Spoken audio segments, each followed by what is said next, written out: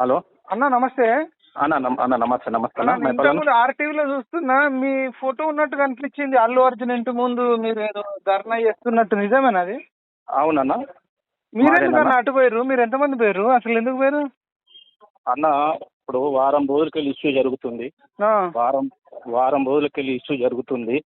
కనీసము ఈ రోజు సెలబ్రిటీలు కానీ మిగతా వాళ్ళంతా అల్లు అర్జున్ బలమైనోడు, డబ్బున్నోడు కాబట్టి వాళ్ళని పరామర్శిస్తున్నారు. కనీసము వాళ్ళ అమ్మ చనిపోయింది, రేవతి అనే ఒక మహిళ చనిపోయింది, బిడ్డనేమో కిమ్స్ హాస్పిటల్లో సావు బతుకుల మధ్య ఉన్నాడు. కనీసం ఏ నాయకుడిలో స్పందించకపోవడం వల్ల మాకు బాధ అనిపించిందన్న. ఒక ఉస్మానియా విద్యార్థులుగా ఈ యొక్క ప్రపంచం మీద మినిమం జ్ఞానం ఉన్నోళ్ళుగా ఖచ్చితంగా స్పందించాలి.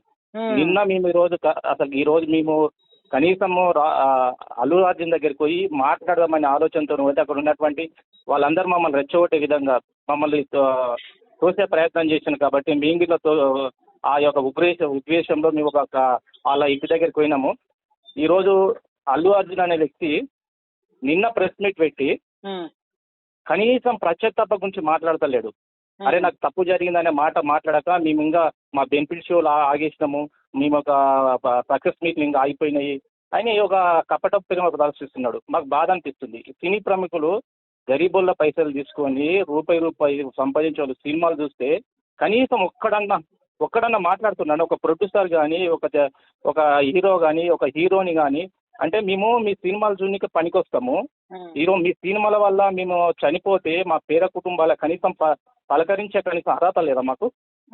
అందుకే బాధతోనే ఒక ఉస్మానియా విద్యార్థి నాయకులుగా ఖచ్చితంగా ఈ సమాజానికి ఈరోజు ఉస్మానియా యూనివర్సిటీ సమాజంలో ఎక్కడ అన్యాయం జరిగినా ఖచ్చితంగా మేము ముందు భాగాలు ఉంటాం, మాట్లాడతాం. అందులో భాగంగానే ఈరోజు అల్లు అర్జున్ ఇంటి దగ్గర ఎంతమంది వేరు? మేము ఒక 15 మందిని పోయినాం. అందరం పిహెచ్డి కాలం పీజీకి సంబంధించిన వాళ్ళం. మేము అందరం అల్లు అర్జున్ దగ్గరికి మాట్లాడదామనే ఆలోచనతో పోయినాం. కలిసిరా మరి? అల్లు అర్జున్ కలిసిరా మీరు? అల్లు అర్జున్ ఏమో అందుబాటులో ఉండడో లేదో మేము పోయినాం. ఇంటి దగ్గరికి పోతే అక్కడ ఉన్నటువంటి సెక్యూరిటీ వాళ్ళకి మాకు వాగ్వివాదం జరిగింది.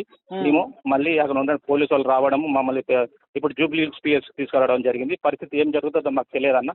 లైవ్ ఓకే అన్న, రైట్ అన్న, థ్యాంక్ యూ. ఓకే.